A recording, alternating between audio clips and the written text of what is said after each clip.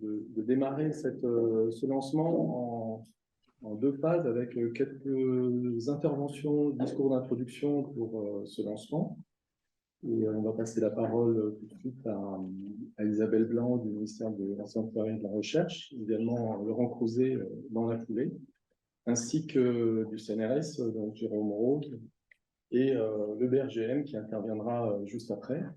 Ensuite, on passera à une séquence de présentation de cet entrepôt qui sera suivie d'exemples et de démonstrations, puis d'un échange avec la salle, et enfin une conclusion de ce lancement, donc simplement une mise en perspective par Jean-Marie Flo du ministère de l'Enseignement supérieur et de la Recherche. Donc sans plus attendre, en espérant qu'à distance vous nous entendez bien, je passe la parole à Isabelle Blanc, qui va également se présenter. Merci beaucoup. Merci Frédéric. Donc, Isabelle Blanc, comme le disait Frédéric, ministère de l'Enseignement supérieur et de la Recherche, et plus particulièrement en charge de la politique des données, des algorithmes et des codes sources, donc des données de la recherche pour l'ensemble de l'EBSR. Donc, je vais vous dire quelques petits mots d'introduction. Je ne serai pas longue, je vous rassure toutes et tous. C'est un plaisir d'ouvrir cette séance d'inauguration ou de lancement officiel d'EasyData en tant qu'entrepôt de données de longue traîne du système Terre et de l'environnement. Et pourquoi ce réel plaisir de voir, et je suis ravie de voir effectivement se composer petit à petit de plus en plus un écosystème au service effectivement des chercheurs, essentiellement dans toute problématique liée à la collecte, à l'exploitation et à l'ouverture des données. Je ne peux effectivement que rappeler l'importance des politiques publiques autour de l'ouverture, de l'exploitation, de la réutilisation de nos données de recherche. Alors on pourrait dire dans un premier temps, oui, c'est la transparence aux citoyens.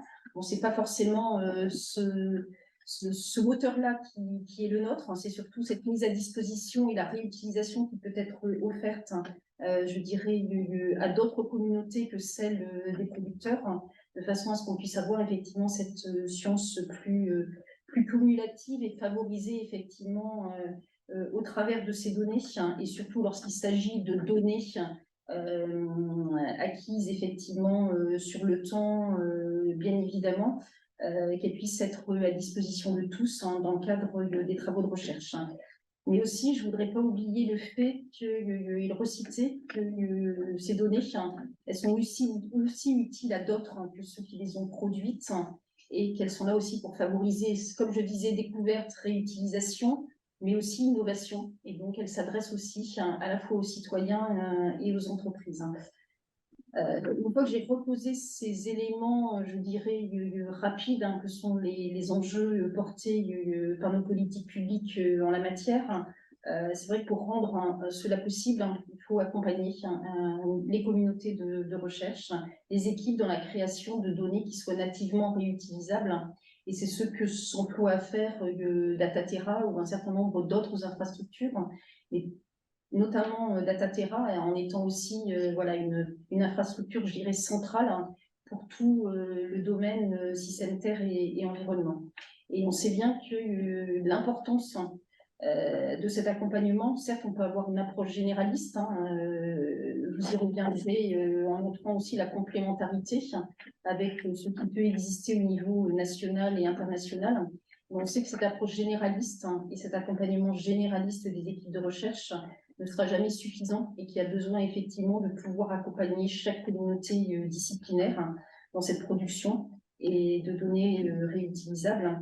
Et c'est en ce sens que voilà, je vous félicite pour tous les travaux conduits de façon globale dans tous les compartiments, je dirais, de l'infrastructure Dataterra, et qu'il y ait aujourd'hui effectivement ce service complémentaire à l'écosystème Dataterra avec le lancement d'EasyData. Donc merci et bravo à tous pour la création et le lancement d'EasyData. Et je m'en arrêterai là et ravie de pouvoir vous entendre tout cet après-midi. Merci. En complément, donc moi je suis Laurent Crouzet, je suis chef d'un département qui s'appelle Services et infrastructures numériques, c'est-à-dire tout ce qui est réseau, cloud, de traitement de données au sens numérique. Donc pour le MESR, en quelques mots, pour le MESR, et avec les établissements de l'enseignement supérieur et de la recherche, c'est-à-dire les organismes de recherche, les universités, nous avons élaboré une stratégie de transformation numérique focalisée sur les services et les infrastructures numériques avec une feuille de route 2023-2027 qui sera bientôt publique. Notre périmètre d'action, je le disais pour résumer, c'est le réseau, c'est les moyens de stockage et de traitement de données. Et quand je dis traitement de données, ça comporte évidemment le calcul, l'IA aussi. On fait beaucoup d'intelligence artificielle en ce moment. Il y a probablement un enjeu ici aussi. Et les infrastructures d'hébergement, parce que tous ces moyens-là, le réseau, il faut qu'il arrive à certains endroits et les données, il faut qu'elles soient stockées quelque part avant d'être traitées. Donc, c'est notamment un réseau de data centers labellisés dans les régions. La spécificité ESR, c'est vraiment une de nos spécificités. C'est d'être pas uniquement organisé en établissement avec une ligne hiérarchique, avec des choses bien organisées comme ça, mais c'est l'existence de communautés scientifiques. Ça, c'est quelque chose qui est très, très important, les communautés scientifiques dans notre environnement, avec, et on le voit, des infrastructures de recherche, des projets communs, des projets pour l'ANR, des projets européens, des projets PIA, France 2030, avec notamment des équipes X+, et on peut citer du coup, évidemment, Gaia Data. Donc ça, c'est des choses qui sont très, très, très, très importantes. Et c'est pour cette raison que pour nous, Dataterra est un partenaire de choix. C'est un partenaire de choix, vraiment, parce que Dataterra fédère des communautés scientifiques et a besoin de mettre en œuvre de gros moyens numériques répartis sur l'ensemble du territoire. Donc, ça veut dire que en travaillant avec Dataterra, eh bien, on est sûr qu'on va adresser les bonnes communautés et on est certain que ce que l'on pourra faire avec Dataterra va cibler une bonne part, enfin, va cibler des chercheurs et pas uniquement des organisations qui réfléchissent dans leur coin. Donc ça, c'est très important. C'est pour ça que, par exemple, on a des points de présence de Dataterra dans un certain nombre de data centers labellisés en région et qu'on espère encore accroître ça en faisant migrer des équipements dans ces data centers labellisés qui sont pour nous la seule façon d'adresser des problèmes de sécurité, d'accessibilité et de performance aussi. Donc, j'espère qu'avec EasyData, vous allez lancer un projet qui aura une vie et une vie très, très active.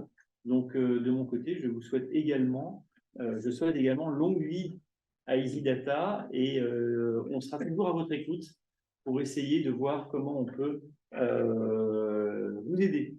Voilà, merci beaucoup. Merci beaucoup, Laurent. On sait que tu vas devoir nous quitter pour la réunion, mais on te fera un point très détaillé de la journée. Jérôme Rose pour le CNRS. Oui, merci. Donc, en fait, je vais prendre la parole au nom de Nicolas Arnaud qui se prie de l'excuser. Il ne pouvait vraiment pas venir aujourd'hui. Et vous savez, je pense, ceux qui le connaissent, à quel point Dataterra et cette journée est importante pour lui. Car en fait, Dataterra, c'est vraiment une infrastructure qui est au cœur de la stratégie que Nicolas Arnaud a déjà mis en place et continue à implémenter pour l'INTU au CNRS. Alors, il faut rappeler le rôle majeur que le CNRS veut confier à Dataterra, et il voulait rappeler qu'après des années de patiente construction collective, donc c'est vraiment l'ensemble des communautés et des tutelles qui ont participé à cette sur Dataterra est maintenant prêt à constituer l'infrastructure française sur les données du système interne. Alors, la grande force de Dataterra, Nicolas Arnaud voulait rappeler qu'au-delà, bien sûr, des services à la donnée, c'est son interdisciplinarité, car en fait, Dataterra peut aborder tous les compartiments du système militaire, et l'arrivée, le lien avec le PNID pourra que renforcer cette interdisciplinarité. Alors, le rôle cette infrastructure est reconnue par le tutelle, en fait, puisque ça fait des années que c'est mis progressivement en place, et la labellisation comme centre de référence thématique attestent de cette reconnaissance. Alors, il est logique que les INFRA prennent en charge toute ou partie des données du système terre, mais là, il faut bien commencer l'édifice, et donc il faudra commencer par les données qui renseignent les données d'observation, mais c'est un très beau début. Alors, je vais être bref parce que je n'ai pas la connaissance de Nicolas Arnaud sur l'historique de cette création, mais il souhaitait rappeler en concluant que grâce à Easydata, Dataterra prend réellement le rôle d'infrastructure en fait, qu'on attend d'elle depuis déjà pas mal de temps, et donc ça y est, c'est un témoignage de plus. Il souhaitait aussi rappeler que le modèle l'écosystème de Dataterra renforcera considérablement la position du modèle français à l'Europe.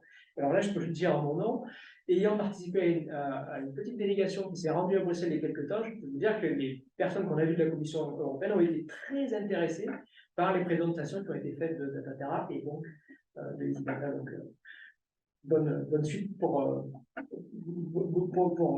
cette mise en place. Merci beaucoup, Jérôme, pour les mots du CNRS et des messieurs, bien sûr. La parole est au BRGM, donc Michael Schell. Je suis plus en retard. On fait le ministère. Donc, oui, juste quelques mots juste pour dire que BRGM, en tant qu'établissement de référence pour les applications des sciences de la Terre pour gérer les ressources et les risques. Rappelez qu'on a une double mission, celle d'un établissement de recherche, mais aussi celle d'un service géologique national. Et donc, à ce titre, on doit collecter, analyser, diffuser des données environnementales pour la recherche, mais aussi pour l'appui politique publique, qui est une autre source de données possibles. À ce titre, on est dans le cadre de l'open data depuis un certain temps, notamment la directive Inspire, en les années 2007, où il y avait ce besoin de mettre à disposition les données environnementales, géoréférencées. De même, on a des missions régaliennes, une tradition de bancariser les données du sous-sol, avec notamment la base de données du sous-sol, depuis 1941, avec à ce jour plus de 2 millions de points géoréférencés. Donc là, les données géologiques, mais aussi de plus en plus les données sur les eaux souterraines, qui ont de plus en plus d'importance. Les données sur les risques naturels, qui est si posé. Donc, c'est pourquoi les données numériques sont un des 6 enjeux de notre stratégie scientifique. C'est pourquoi on se dote d'une politique de données et des codes, un peu en retard par rapport à d'autres, mais pas si. Et puis, on a rejoint avec grand plaisir le réseau des ADAC, des administrateurs de données des codes, depuis 20 ans. Donc, ça, pour mettre en œuvre ça, j'en viens à ce que je voulais dire, c'est qu'on ne fait pas ça tout seul, on a besoin de développer une stratégie partenariale pour mutualiser, mais aussi surtout développer des synergies, partager les compétences qu'on peut avoir. Et ça, sur différentes dimensions, sur la dimension, on parlait d'infrastructure, dans ces différentes couches, mais aussi sur la dimension standard, à la fois technique, mais aussi sémantique. Et ça, à différentes échelles, que ce soit au niveau national, et pour ça, Dataterra, il faut donner formateur, est un élément très important de notre stratégie. À articuler avec les 3 PEPR qu'on coordonne, une seule bien commun, IRIMA et puis OneWater, qui portent 3 programmes cibles ayant des plateformes numériques, et on voit bien que le dispositif était déjà d'une certaine complexité que l'on prend de plus, donc il faut bien coordonner tout ça. Au niveau européen, on est sur deux grands éléments, l'ERIC et POS, mais aussi l'ensemble, la réunion des services géologiques nationaux, avec un développement d'une infrastructure pour les données de ces services nationaux. Mais au niveau international, dans des consortiums comme l'OGC, mais aussi One Géologie, qui visent à avoir un portail des cartes géologiques. Donc tout ça, concrètement, ça donne, si on part des couches basses jusqu'aux couches hautes, ben, ça donne un data center, qui en parlait Laurent, le data center labellisé par le MESRI à l'époque, le MSR maintenant, et qui est hébergé et porté par le BRGM, qui est devenu un des 8 sites principaux de l'architecture hard de Dataterra, et aussi co-héberge l'infrastructure EPOS européenne avec le DGS anglais. Au niveau, si je monte dans les couches en niveau entrepôt, catalogue, données faire, la donnée Easy Data, en fait, c'est quelque chose qu'on avait un besoin en interne. Et quand je parlais de stratégie de mutualisation de synergie, ben, en discutant avec l'acteur, on a vu qu'il y avait un besoin commun. Et puis, dans les PEPA, etc. Et là, on voit qu'on peut agencer et faire que notre diversité d'organisation peut être en fait une plus-value pour le niveau national. Et puis, il y a un point qui est, pour moi, à développer et accompagner. Je pense que c'est au BRGM, mais c'est aussi à Dataterra. Dans les derniers séminaires, on a vu, Frédéric demande de quoi je vais parler. C'est tout ce qui va être autour de l'utilisation, de la réutilisation de ces données. C'est pas tant dans les mettre à disposition, l'intérêt quand même étant bien de les réutiliser. Et ça veut dire chez les chercheurs des changements de pratique.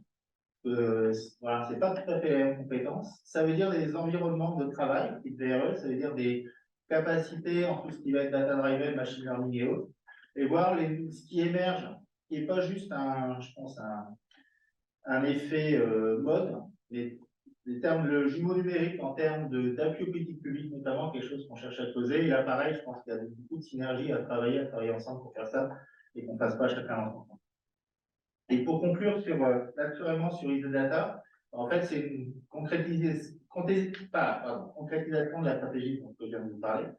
On s'est investi parce que ça montre l'importance stratégique pour nos Dataterra à l'échelle nationale, mais aussi on en a parlé à l'échelle européenne. Le pourquoi Easy Data, parce que toutes les données produites dans les labos ne sont pas produites par des infrastructures de recherche, il y en a aussi pas mal qui sont produites au labo en elles-mêmes. C'est contribuer à la communauté, partager notre et votre expérience, et là on est bien pour le travail en réseau et non pas chacun chez soi. Et puis enfin, à titre personnel pour le BRGM, c'est donner l'accès à d'autres données pour nos chercheurs. Je vous remercie.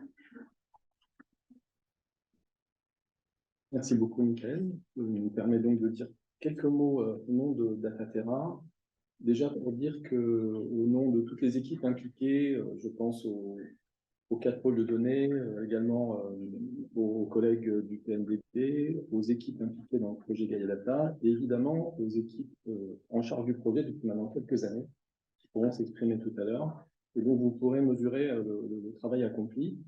Et donc, au nom de toute cette communauté, on est évidemment très heureux de partager ce moment de lancement avec vous, qui est en fait aussi un départ vers d'autres développements et d'autres perspectives, comme ça a été indiqué.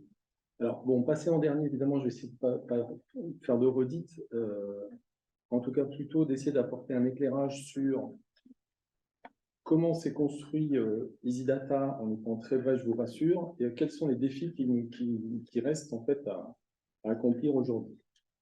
Alors, le contexte est quand même intéressant puisque en 2018, on avait des demandes qui venaient des scientifiques, des communautés scientifiques qui, via les pôles, ont demandé où est-ce qu'ils pouvaient déposer leurs données au sens des données de long trend, des données orphelines, sachant que Dataterra a plutôt une vocation à héberger des données qui sont des données d'observation, disons plus structurées. Et donc, on s'est rendu compte que finalement, il y avait un petit peu un espace non couvert.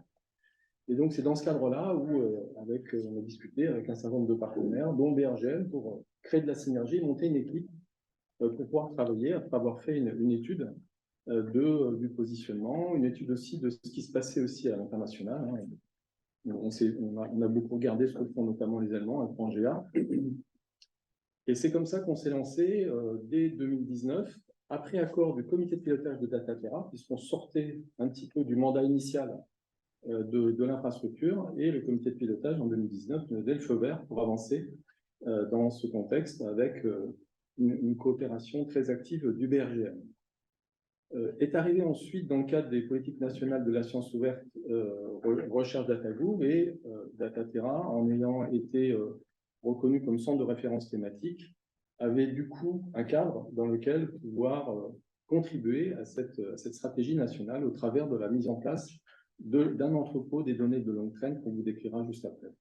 Et donc, c'est tout ça qui nous amène aujourd'hui, avec évidemment un saut qualitatif qui a été fait ces dernières années, pour proposer cette offre d'entrepôt pour la communauté, en espérant qu'elle vienne simplifier et pas complexifier le paysage. Donc ça sera un souci quasi permanent. Je pense qu'il est partagé par beaucoup d'entre nous autour de la table et en virtuel. Il reste aussi à ce que cette ambition autour de l'entrepôt s'inscrive dans un continuum d'offres de services que l'on va construire avec Recherche Datagoo, avec les ateliers de la donnée, avec les infrastructures d'observation, pour qu'on puisse avoir les services qui correspondent aux besoins actuels des communautés, avec le souci de l'ouverture, de la réutilisation et de l'interopérabilité. Voilà. Et donc, je suis très heureux de participer donc, au nom de tous à ce lancement et je vous en remercie beaucoup. Voilà, on va essayer d'être dans les temps, je crois qu'on n'est pas trop mal. Et donc, ce qu'on vous propose maintenant, c'est d'attaquer la présentation de l'entrepôt lui-même. Alors, je sais qu'après, j'ai des points.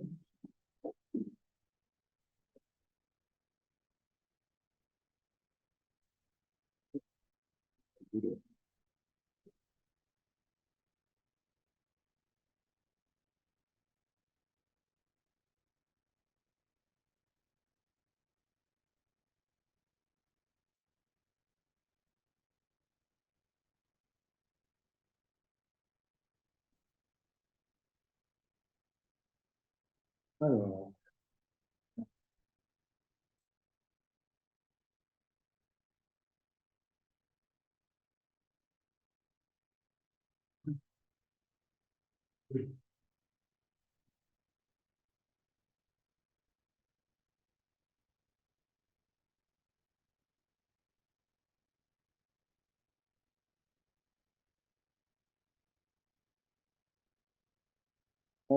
en introduction, je rappelle ici le contexte et le mandat de l'infrastructure de recherche d'Ataterra, qui a pour vocation, autour de grands défis scientifiques, de mettre à disposition des services d'accès, de traitement et des portails unifiés pour l'ensemble des données du système Terre, avec le souci d'interopérabilité sur l'ensemble du cycle de la donnée. Donc, vous avez ici à la fois la répartition géographique d'un certain nombre de centres de données et de services qui sont pilotés par les quatre pôles de données, hein, le pôle atmosphère, Aéris, le pôle formataire, pour la Terre solide, le pôle Odatis pour l'océan et le pôle Theia pour les surfaces continentales.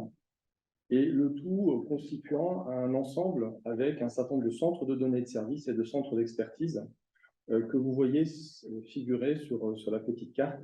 Et donc aujourd'hui, c'est 26 organisations scientifiques et universités partenaires, 34 à partir du mois de janvier de l'année prochaine, avec l'arrivée du pôle national de données sur la biodiversité qui rejoindra l'infrastructure de recherche en 2024. Donc vous avez sur ce schéma à la fois la symbolique du cycle de la donnée, le rôle évidemment tout à fait déterminant des pôles de données par rapport à leur domaine respectif, et le tout avec le contexte de recherche Datagoo et ce rôle de centre de référence thématique pour le partage des données, bien sûr, des logiciels, des plateformes. Et on voit donc le positionnement transversal de EasyData en tant qu'entrepôt de la longue traîne, des données de la longue traîne qui viennent compléter les entrepôts des données d'observation qui sont opérés par les pôles de données, mais qui va permettre de compléter le paysage.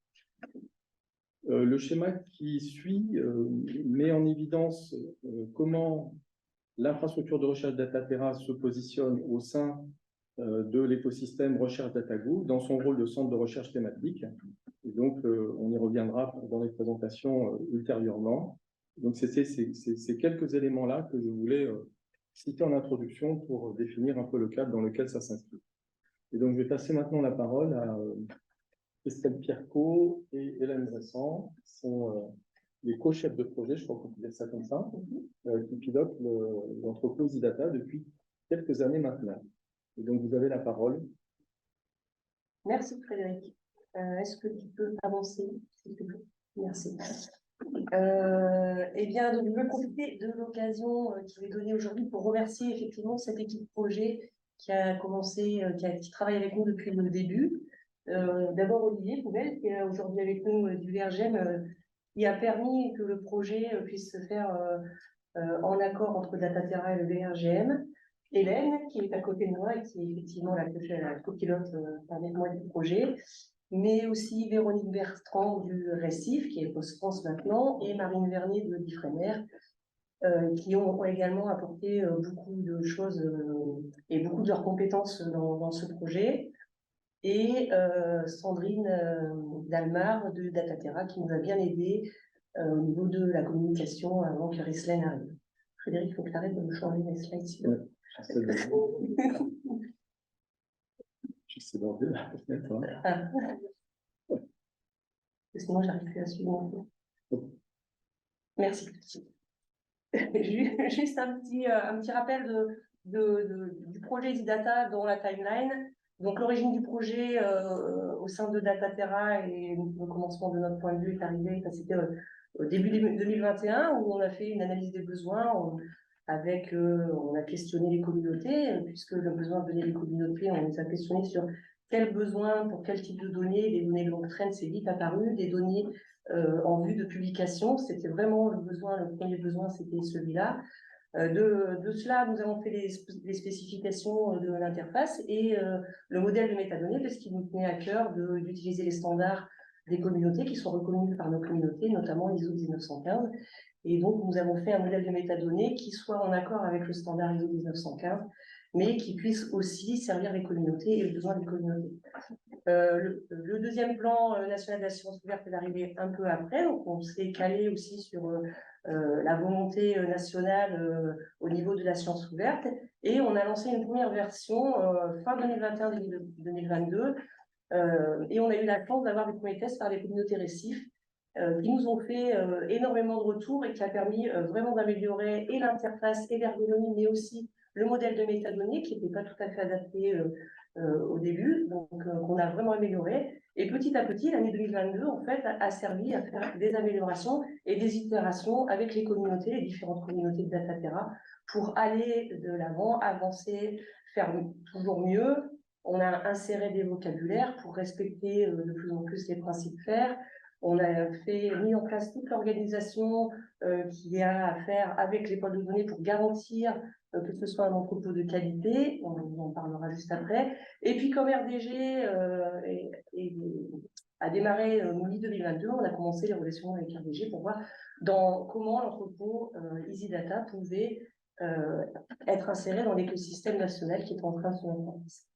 La dernière phase qui nous a amené aujourd'hui, ça a été vraiment une phase plutôt organisationnelle avec les pôles de données. On remercie aussi aujourd'hui parce que EasyData ne serait pas ce qu'il est. C'est pas juste une application, c'est pas qu'une plateforme, c'est aussi toute une organisation avec les pôles et les experts dans les différentes thématiques qui vont permettre de faire une modération de qualité et qui va assurer que les jeux de données qui sont déposés dans l'entrepôt sont des jeux de données qui sont qualifiés, puisqu'ils auront été modérés par des chercheurs et des experts des thématiques. Donc, on a mis en place de fait toute une gestion de rôle et on a, toujours dans l'optique d'améliorer les principes FAIR, on a aussi intégré de plus en plus de registres comme GeoNames, comme ROR, pour qu'on ait vraiment une interopérabilité qui soit de plus en plus effective, que ce soit humain mais aussi machine to machine. Merci.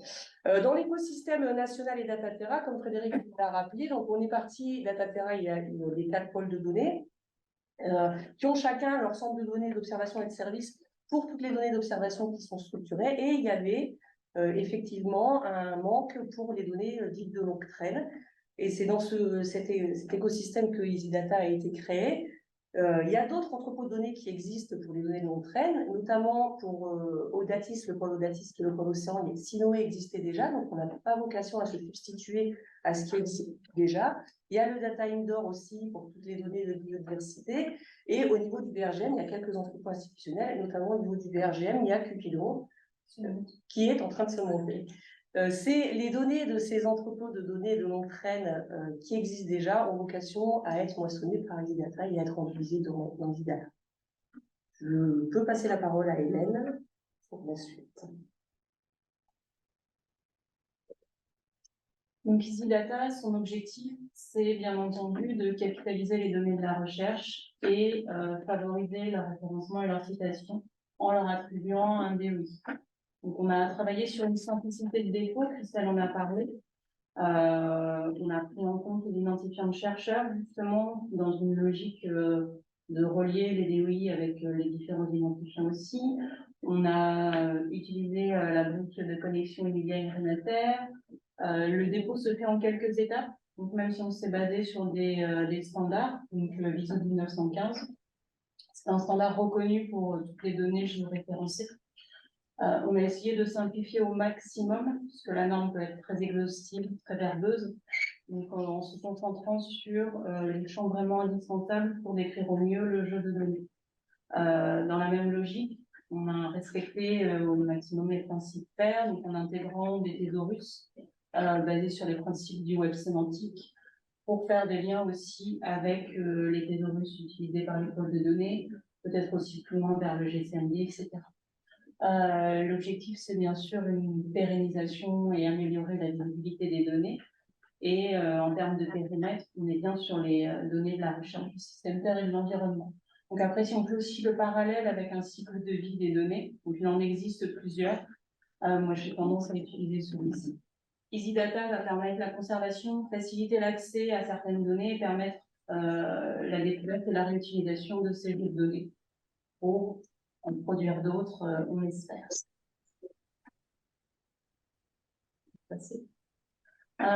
Pour que EasyData fonctionne, on a mis en place une organisation donc, qui s'appuie d'une part côté déposant sur les communautés. Donc les pôles de données sont très impliqués pour appuyer les déposants dans leurs dépôts, donc avec des systèmes de modération et des référents, pour qu'aussi ce système se nourrisse des améliorations et des idées des déposants. Parce que quelque part, le système doit s'améliorer et c'est la boucle vertueuse. On est là pour apporter un service aussi aux déposants, et donc il est normal qu'ils puissent nous faire des remontées d'amélioration.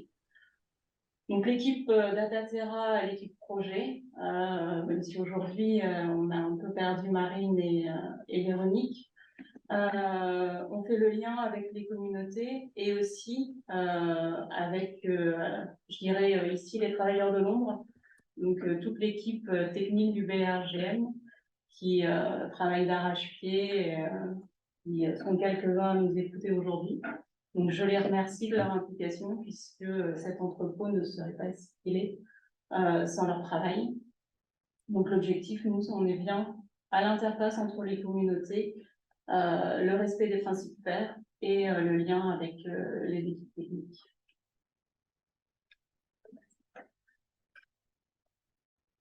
Cette organisation, avec un système de modération, etc., permet de garantir que la première version d'EasyData est un entrepôt de données de confiance. L'objectif, c'est de l'améliorer en continu, donc avec les remontées des utilisateurs directement, et petit à petit de viser la certification qui garantira qu'EasyData est un entrepôt de confiance et que les données sont bien dans un entrepôt de confiance.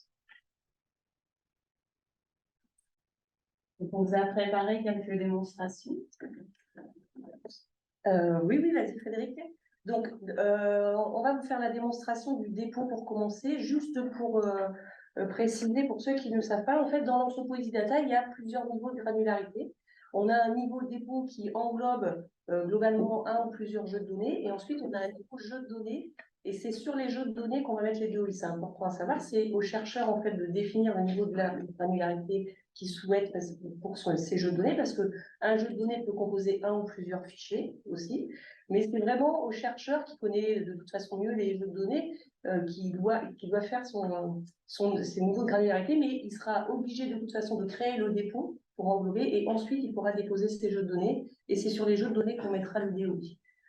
Donc on peut y aller. Alors on vous a fait une petite vidéo pour pas qu'on ait trop de problèmes de réseau. Je vais essayer de suivre en même temps. Donc là, vous voyez du coup, vous allez voir bientôt de suite l'interface de EasyData avec 3 boutons: déposer ses données, rechercher les données et l'aide, le bouton de l'aide.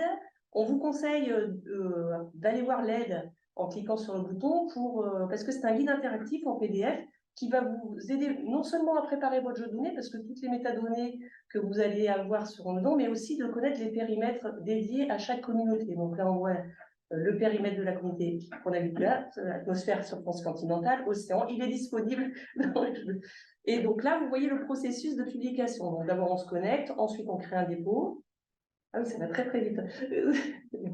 Là, vous voyez du coup les métadonnées. C'est le guide qui est disponible en ligne. Vous n'avez pas besoin d'être connecté pour le voir. Donc, vous pouvez aller sur easydata.earth et vous cliquez sur Aide. Vous verrez ce que je suis en train de montrer. On peut aller dans le détail de chaque... Quand on fait déposer un jeu de données, par exemple, là, on explique quelles sont les métadonnées à remplir, quelles sont celles obligatoires et celles non obligatoires. Celles qui sont obligatoires sont avec une petite astérix. Vous avez... Vous avez également un petit point d'interrogation à chaque fois qu'il y a quelque chose d'important qu'on a voulu signaler et pourquoi, et qui explique pourquoi on a fait ça dans l'entrepôt. Donc là, ça se déroule normalement. Vous voyez toutes les métadonnées et tous les renseignements que vous devez donner pour pouvoir déposer un jeu de données. Je peux continuer, là, ça déroule. Je vous invite donc à aller voir vraiment ce guide de dépôt avant de commencer un dépôt, puisqu'il est vraiment très complet et il vous explique tout le processus. Et c'est sûr que tu n'es pas en vitesse rapide, Frédéric? J'ai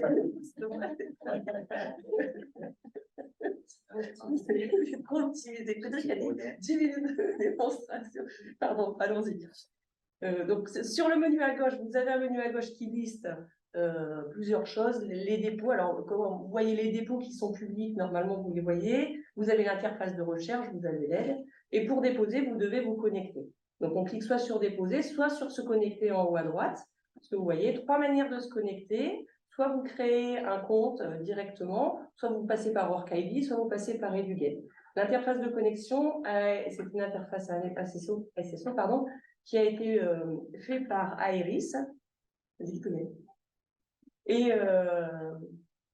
donc pour Dataterra, dans le cadre du projet Gaia Data. Et alors, juste lors de la première connexion, ça va être maintenant. Donc, moi, j'ai choisi de cliquer sur Edugen. Donc, vous connaissez bien. Aeris. C'était le début que j'avais coupé. En fait. Voilà, donc, on se connecte par exemple par Edugen. On tombe sur la fédération Edugen. On choisit son organisme ou son institut. Pour la démonstration, j'ai pris l'IRD. Et donc pour la première connexion, on doit créer un compte. Alors c'est assez simple, vous allez voir, on fait se connecter, on crée un compte, vous avez juste votre email, votre nom et votre prénom, et vous allez recevoir un email dans vos boîtes mail qu'il va falloir juste valider. C'est pour que votre compte soit créé en fait dans l'interface de EasyData au niveau des comptes, parce qu'il y a plusieurs rôles, il y a des modérateurs, des référents, des administrateurs et des déposants. Voilà. Bon. Une fois que vous êtes connecté, vous revenez sur l'interface, donc vous pouvez déposer vos données. Hop, toute l'interface, on revoit l'interface à gauche. T'as relancé? Oui.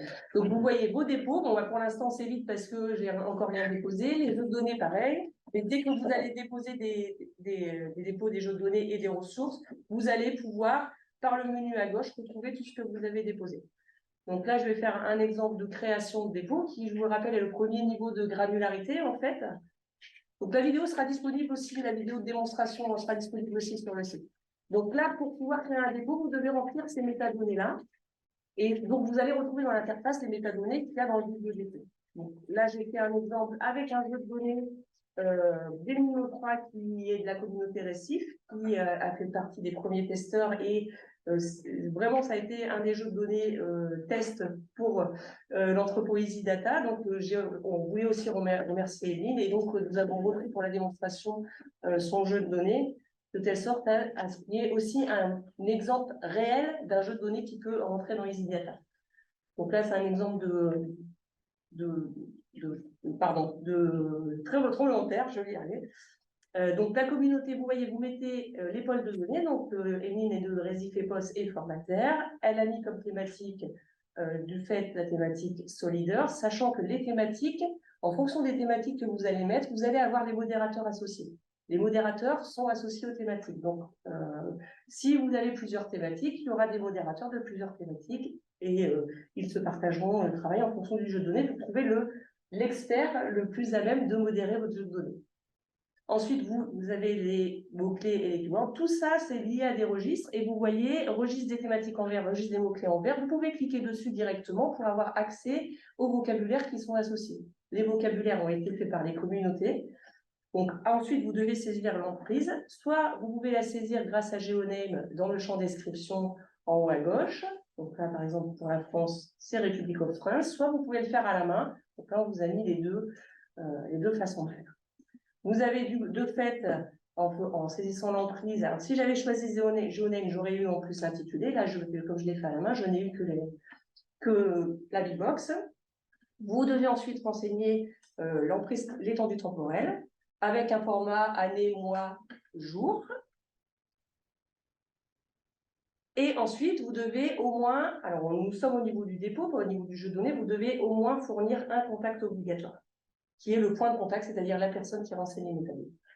Puisque le modérateur, s'il a besoin de contacter quelqu'un, c'est cette personne-là qui va contacter en premier.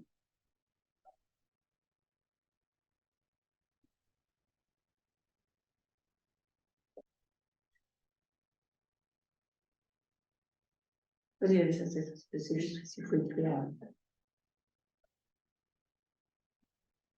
Non, ça, c'est après, c'est fini. Donc là, on est connecté au Aurore. Là, on est connecté au Aurore, merci Hélène, qui nous permet de donner les organismes et instituts. Si votre institut n'y est pas là, n'y est pas encore, vous pouvez par exemple prendre CNRS ou votre organisme. On peut sauvegarder ce qu'on a écrit sans de suite publier le dépôt.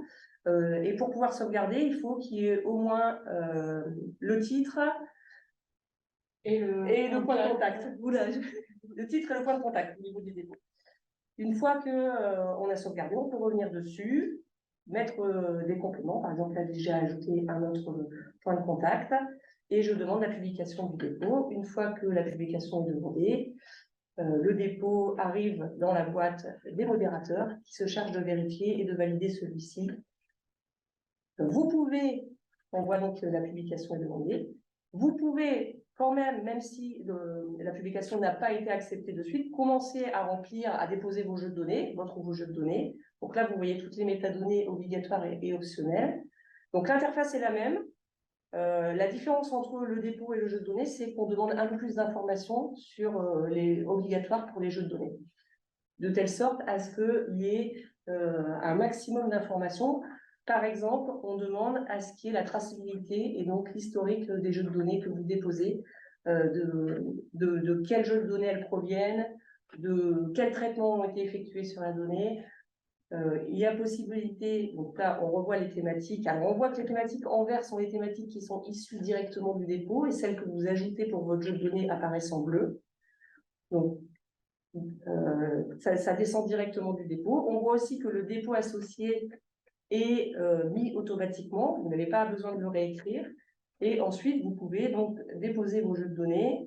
La limite par fichier est de 5 gigas et la limite est de 100 gigas pour tout le dépôt. Les 5 gigas par fichier, ça fonctionne. Si vous déposez un point zip pour compresser vos données, on vous demande d'associer un fichier README qui explique l'arborescence et le contenu du point zip. Ensuite, vous devez remplir les contacts. Alors, pour les jeux de données, c'est un point de contact et l'auteur du jeu de données, qui n'est pas forcément le même. Le point de contact étant la personne qu'on va contacter, nous, au niveau d'Easy Data, si on a besoin de renseignements supplémentaires. L'auteur étant la personne qui a créé le jeu de données. Donc là, on peut ajouter des identifiants, ce qu'on n'a pas montré juste avant. Par exemple, un ORCID, qui permet directement... Dans la V2, on fera le lien entre l'ORCID et l'auteur. Une fois qu'on sauvegarde, les fichiers sont téléversés dans la base de données. Je vous ai épargné le temps de chargement.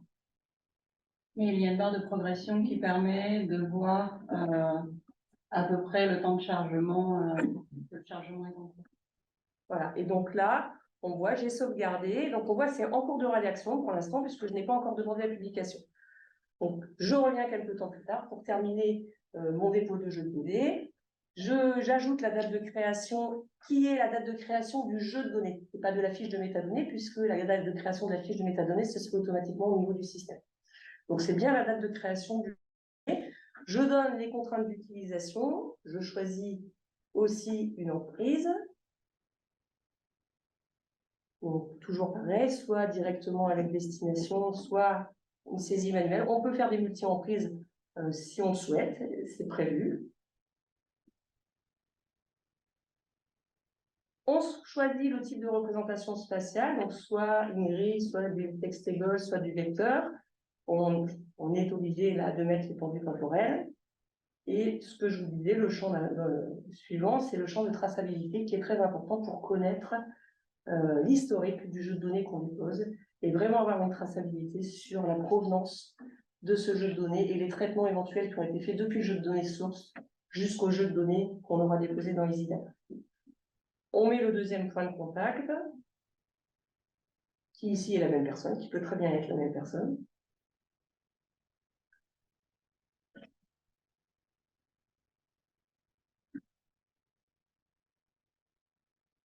Toujours l'organisation avec ROR, qui est liée à ROR.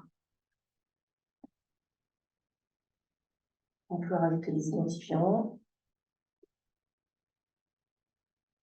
Et ensuite, si je veux, je peux ajouter une ressource ou un service sur ce jeu de données. Par exemple, si le jeu de données est lié à une publication ou un préprint, eh bien, je peux ajouter le préprint ou la publication de ce jeu de données en indiquant son numéro ou son numérie, en indiquant le type de ressource. Donc là, ça va être publication en accès ouvert. Vous voyez, on peut aussi mettre un DOI d'un autre jeu de données lié, un code source, par exemple, qui se trouverait dans Software Heritage. On donne un nom et une description si on le souhaite. Et on demande une description. Voilà. Et on demande la publication, normalement. Et quand on clique sur publier et demander pour un DOI, là, la demande est envoyée à la modération qui va vérifier si votre jeu de données correspond bien au périmètre de votre pôle et si il correspond bien à ce qu'on attend dans l'entreprise EasyData. S'il y a un refus, vous recevrez un message avec le motif de reçu des modérateurs qui entreront en contact avec vous. Et si votre jeu de données est accepté, et là, va vous montrer ça, vous recevrez le DO. Avec un message aussi. Avec un message C. Du coup, je passe la parole à Hélène qui va vous montrer le processus de modération. Non, il faut que... Ah, C'est le même. ça, c'est le même, Frédéric. Je changerai de slide. On peut peut-être ça. Et il faut appuyer sur ta flèche pour... C'est juste après. Non, celle-là. Voilà. Normalement, il faut pas. Merci.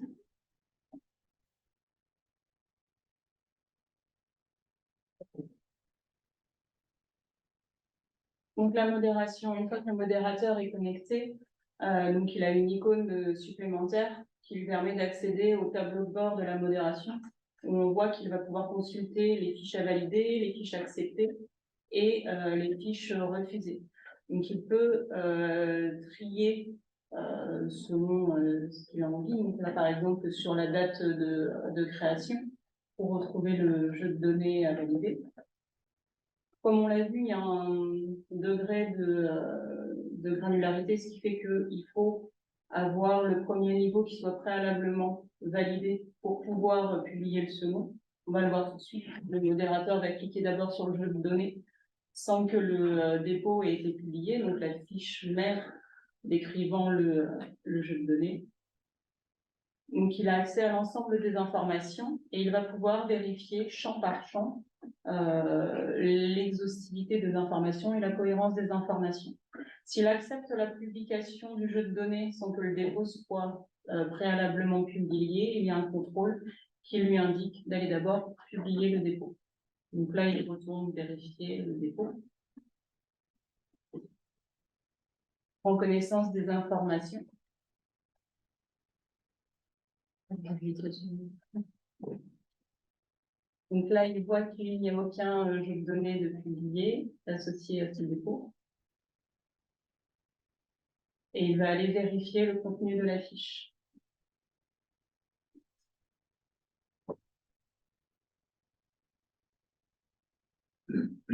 Donc là, il fait une vérification des informations qui sont faites, qui sont renseignées. Et vérifier les métadonnées, mais il peut aller jusqu'à vérifier le jeu de données aussi. Ah, c'est modérateur au niveau du dépôt, ouais. Et une fois qu'il a s'il a des modifications à la main à faire, il peut le sauvegarder et après accepter la publication. Donc là, il accepte directement la publication.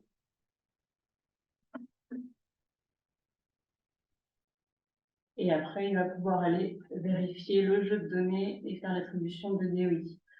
Quand il y a une étape de modération qui est effectuée, le demandeur et les auteurs reçoivent un mail qui indique l'état de la modération, si la modération a été acceptée ou si la modération a été refusée, et le modérateur peut justifier, accompagner le refus avec un message.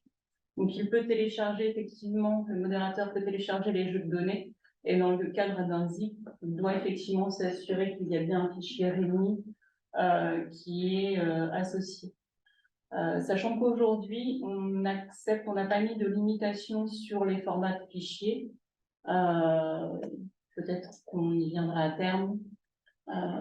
Et donc, dans le cadre d'un zip, il est nécessaire de pouvoir décrire précisément l'ensemble des fichiers, éventuellement les en-têtes de colonnes des CSV qui sont renseignés. C'est quelque chose qu'on retrouve souvent, des CSV non documentés. Donc après, c'est plus difficile pour les réutiliser. Et c'est le rôle du modérateur, justement, de s'assurer que le dépôt comporte ces informations.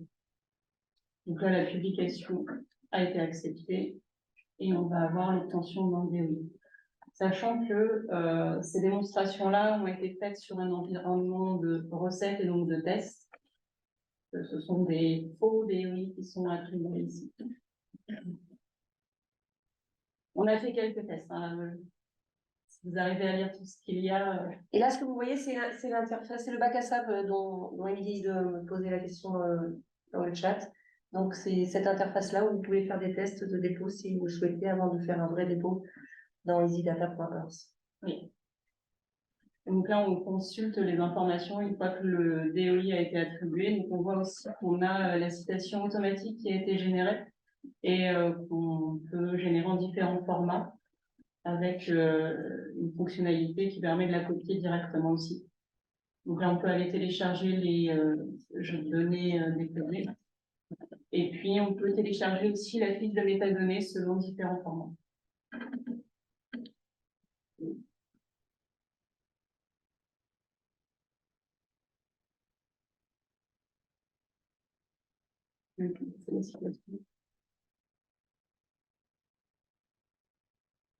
Avec l'icône copier la situation.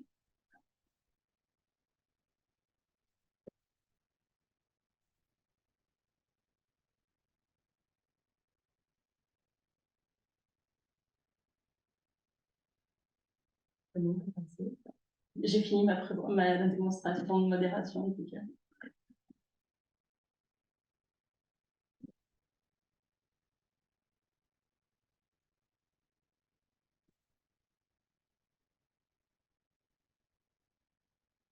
Non, ça ne se voit pas, elles sont masquées, il faut que tu te remettes en diaporama. Et après c'est...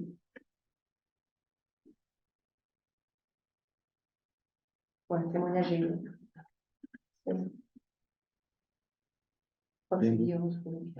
Pour vous mettre encore plus l'eau à la bouche au dépôt de données, j'espère vous avoir découragé devant l'interface. On a demandé aux 4 pôles de donner leur point de vue à la fois sur leur contribution et à la fois sur les besoins et les types de dépôts qu'ils voient au travers des communautés avec lesquelles ils sont en connexion. Donc on va commencer par le pôle Iris avec Guillaume Esbra. Guillaume, tu me dis quand tu veux.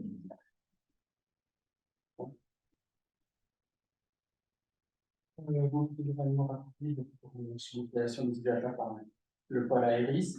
Alors, Frédéric a déjà rappelé l'historique, donc je vais passer très vite dessus, juste pour commencer, dire que effectivement nous avions exprimé le besoin de ce type d'outils il y a déjà plusieurs années.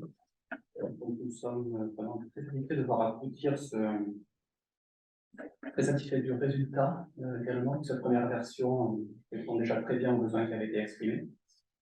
Et aussi très satisfait d'avoir une solution Datapera, qui est un outil donc transverse au pôle. Bien dans les exemples, c'est aussi un point qui nous semble très important.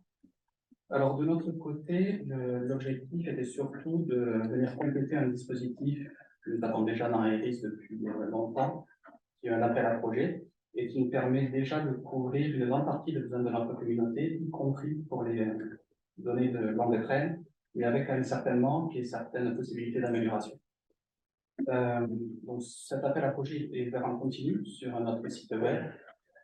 Et nous permet d'adresser des demandes assez variées. Il peut aller de la publication d'un jeu de données avec attribution d'un DOI, donc ça ressemble énormément à ce que je proposé par Ecosidata, mais aussi à des développements de services plus ou moins complexes associés aux données. Donc, je ne vais pas rentrer dans les détails là. En tout cas, toutes ces demandes nécessitent après de notre côté une instruction assez détaillée et un passage devant notre conseil scientifique pour validation, voire devant nos tutelles dans certains cas. Et donc, ça veut dire qu'on va manquer de réactivité si on a besoin de répondre à des demandes plus simples, plus urgentes. Et donc, c'est là que l'entreprise des data va nous être très utile pour venir combler ce manque. Ça va nous permettre d'offrir de nouveaux services et un meilleur service dans certains cas. Et aussi le fait que cet entrepôt s'inscrive dans l'écosystème plus riche de recherche DataGoo, on s'attend à pouvoir toucher de nouveaux utilisateurs à cette niveau. Un autre point à noter là, c'est que même si notre conseil scientifique ne validera pas l'ensemble des dépôts donc avant le dépôt, on lui fera une présentation de l'ensemble de ce qui aura été déposé dans l'entrepôt et ça pourra permettre éventuellement à notre conseil scientifique d'identifier certains jeux d'un intérêt particulier qui sont arrivés dans l'entrepôt et d'envisager des nouvelles utilisations ultérieures dans les services de ces données-là. On peut passer au transparent suivant. Donc, comme je viens de le dire, le point de cas d'utilisation, c'est vraiment de répondre rapidement à certaines demandes, et en particulier d'être capable de fournir très rapidement des DOI pour des données associées à une notification. Donc, ça peut être un élément qu'on avait. Mais aussi, quand on utilisait l'entrepôt pour prendre en charge plus efficacement certaines demandes de publication de données de longue écran, surtout si elles ne demandent pas de développement de services associés. Par exemple, s'il y a des demandes de services associés aux données, on va rester dans notre fonctionnement actuel avec notre appel à projet, une instruction détaillée. Dans la plupart des cas, une prise en charge par un de nos CDS et un catalogue Iris, mais à l'existence de ce nouvel entrepôt, nous offre une solution supplémentaire, éventuellement certains projets qui répondent à des demandes. Il y a notre appel à projet, nous pourrons les rediriger aussi vers cet entrepôt si ça nous empêche à la solution la plus appropriée. Et donc, vraiment pour nous, l'entrepôt va être vraiment un outil très utile, très complémentaire de ce qui existe déjà au niveau de notre pôle. Ça va venir enrichir notre offre de service, nous offrir plus de souplesse et aussi combler certains manques.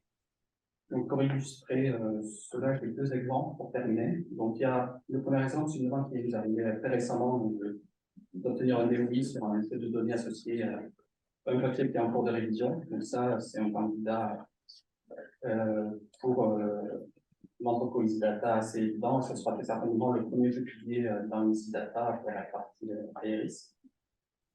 Et l'autre exemple très intéressant concerne certains projets qui nous sont soumis dans notre appel à projet. Donc, on a eu un exemple très récemment d'un projet que nous avons reçu qui concerne principalement des données de transfert, mais qui a aussi une composante avec certaines données de végétation. Donc, c'est assez représentatif de demandes que l'on reçoit assez régulièrement, qui sont dans des projets de campagne d'émission multidisciplinaire. Et donc, on sait en général très bien traiter la partie atmosphère, mais les composantes hors atmosphère sont souvent un peu plus difficiles pour nous à prendre en charge. Et donc, pour nous, l'entreprise Data va vraiment aussi combler ce manque-là et nous donner un cadre qui va nous permettre notamment de fluidifier cette collaboration avec les autres pôles de données de Datapera sur ce type de demande. Et pour nous, c'est vraiment des apports essentiels de l'entreprise.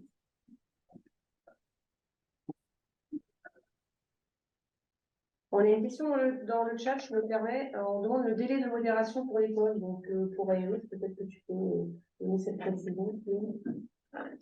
Alors, dans le cas d'un dépôt d'un domaine simple associé à une publication, on n'essaie pas de répondre en moins d'une semaine. On a 1 à 5 jours, ça dépendra de la qualité de ce qui a été saisi au départ, de la qualité des fichiers déposés et la réactivité aussi du déposant, il peut-être prendre en remarque, mais voilà, on va viser 5 jours à trouver un DOI. Par contre, si c'est des données d'un projet de recherche et avec une demande moins urgente, là, on s'adaptera aussi à la taille des jeux de données, à la taille des... Ok, merci. On va passer à Formater.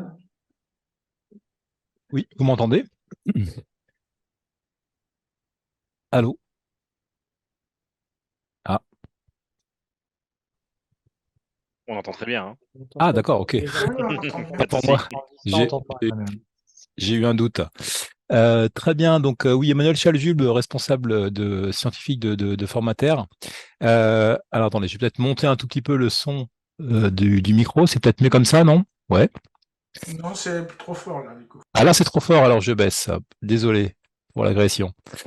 Très bien, donc une planche pour Formater, pour vous parler de l'intérêt de EasyData et les premières expériences que l'on a avec ce service d'entrepôt. Donc EasyData pour le pôle Terre Solide, c'est un service qu'on veut être de proximité, c'est un service qu'on attend, qui est vraiment attendu et qui est déjà, qui sera structurant pour notre communauté. Ça a été dit un petit peu avant. On a été associé depuis pratiquement 2 ans maintenant à une phase de test qu'on a menée avec la communauté Récif et Pose, donc sismologie, géodésie, gravimétrie, on va dire, qui est la sous-communauté Terre Solide, qui est une des mieux organisées, on va dire, pour ce qui concerne en particulier la gestion des données. Et malgré donc cette organisation avec la constitution d'entrepôts de données d'observation, le besoin était identifié pour un service d'entrepôt de données dites orphelines. Et cette communauté n'avait pas les moyens en fait d'assurer, de développer ce service. L'intérêt pour nous, en tous les cas pour de EasyData, c'est aussi de mieux connaître et de cartographier toute la communauté de nos petits producteurs de données. Voilà, vous voyez avec le petit dessin. Et on a un objectif qui est en cours, c'est vraiment de co-construire la phase de modération avec la communauté afin de favoriser vraiment la réutilisation des jeux de données qui vont être déposés. Ça a commencé par un travail sur les vocabulaires, sur les thésaurus, tout ce qui concerne les métadonnées de description de la connaissance des jeux de données qui sont déposés, et c'est l'occasion aussi de sensibiliser notre communauté de recherche pour faire ce travail qui est essentiel si on veut ensuite pouvoir réutiliser ces données et disons, les brancher sur des services aux données plus évolués. Voilà, donc des exemples de dépôts en terre solide qui ont déjà eu lieu ou partiellement pendant la phase de test ou qui sont vraiment incessamment, enfin qui vont avoir lieu incessamment sous peu. Je reprends l'exemple qui a été donné dans la démonstration du jeu de données sismiques. Donc, ce sont des paramètres d'intensité des mouvements sismiques qui sont issus de vitesse et d'accélération du sol qui ont été mesurés pendant 20 ans en France métropolitaine par le réseau Récif, les réseaux sismologiques. Donc ça, c'est un travail de curation et de contrôle qualité qui est absolument très important. Et c'est une base observationnelle pour les méthodes de prédiction des mouvements sismiques et pour les normes de construction. Donc c'est un travail qui a aussi un impact sociétal très important. Dans les candidats qu'on a identifiés qui sont typiquement qui vont être déposés, donc là je suis essentiellement sur le domaine sismologique, c'est des modèles tomographiques par exemple pour les Alpes issus de grandes campagnes de mesures de terrain qui ont eu lieu dans les années précédentes. On a également aussi beaucoup de jeux de données de type catalogue de sismicité, alors pour des essaims de séisme naturel ou induit. On a également des produits, enfin des catalogues de sismicité qui sont produits par des campagnes d'instrumentation ultra denses, et puis aussi par des nouvelles méthodes de détection d'événements, typiquement des méthodes d'intelligence artificielle. On a aussi dans les tuyaux là des jeux de données de référence, justement pour le développement et la validation des méthodes d'intelligence artificielle, en particulier pour discriminer des événements sismiques, par exemple des séismes, des tirs de carrière, etc. Voilà, donc ça, ce sont que quelques exemples, je pense, de nombreux jeux de dépôt qui vont être permis par ce nouveau service qu'on attendait depuis longtemps.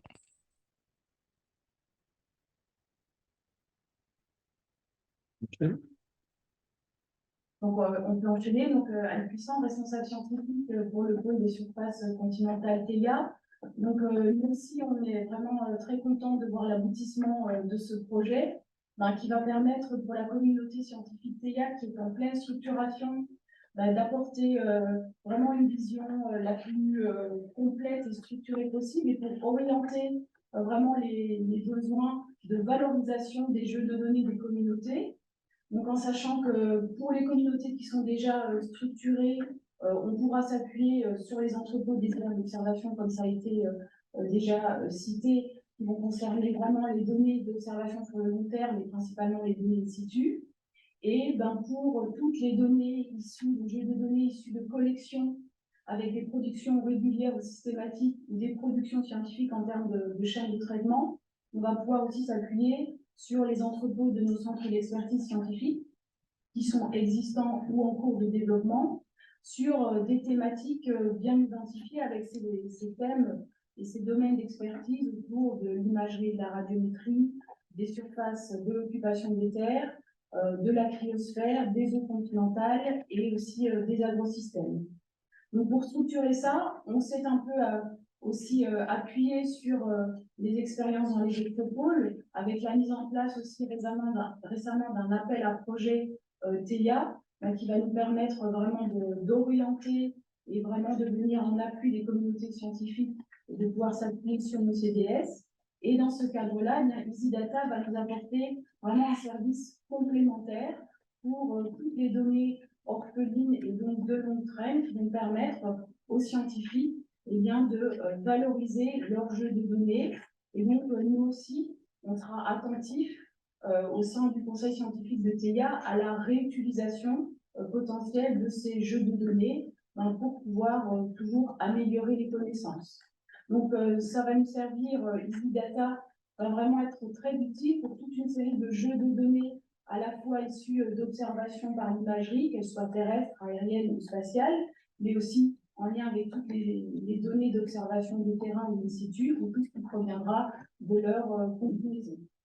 Un point important aussi, c'est sur l'aspect modération, où vraiment on mettra aussi, on demandera à la communauté un certain investissement pour répondre à ce service de qualité qui a vraiment vocation de proposer des jeux de données qui soient validés et certifiés scientifiquement. Diapo suivante, donc pour donner quelques exemples plus concrets. Ah, voilà.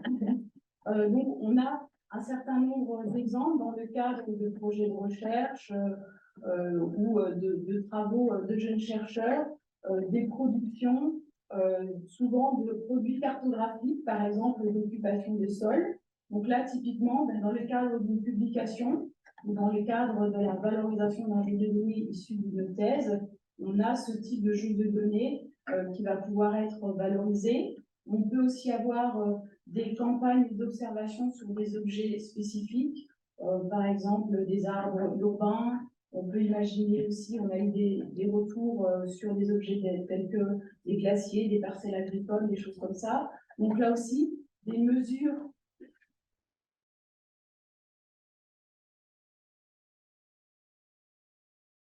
vers le service EasyData. Dans la communauté surface, il y a également aussi un certain nombre de jeux de données qui sont souvent créés pour entraîner.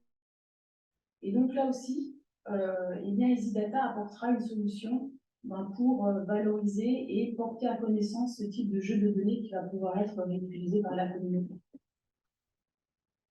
Et donc là, vous voyez le premier DOI attribué par EasyData, qui a été fait vendredi. Je voulais te laisser le plaisir de Donc, exercice réussi.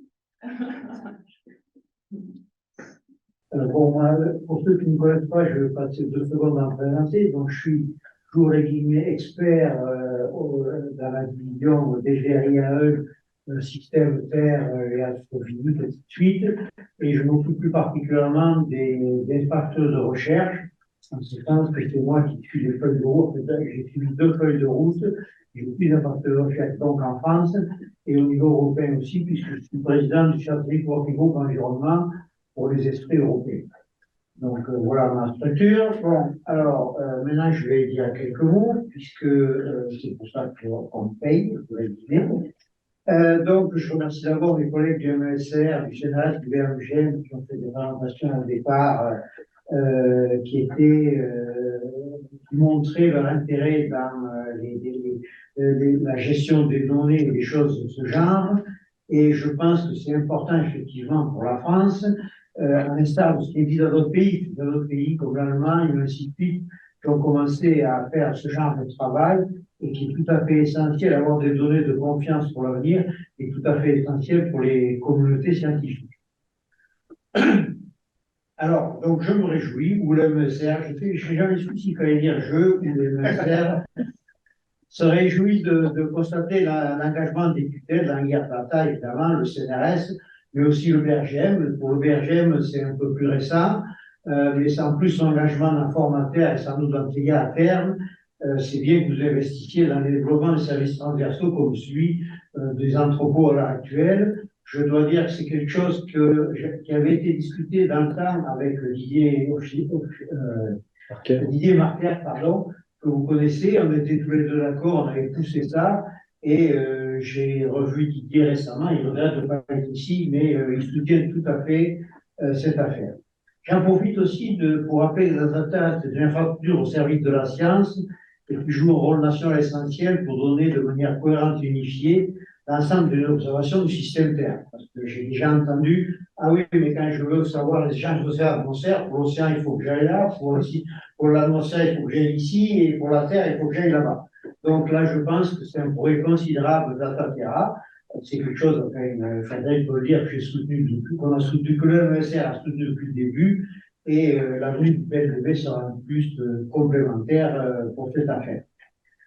Qu'est-ce que je veux dire encore? Bon, alors, de façon un peu plus précise, je pense que Dataterra est en première ligne pour les données du système Terre et que l'impact du numérique, en général, les chercheurs qui produisent les données ne sont pas des experts en numérique. Il est essentiel quand même qu'au niveau, il y ait des experts numériques qui mettent ces données en forme, qui vérifient la férisation. Moi-même, j'entends parler de férisation constamment. Je ne suis pas sûr d'avoir bien compris ce que c'était, je vous le dis entre nous, hein.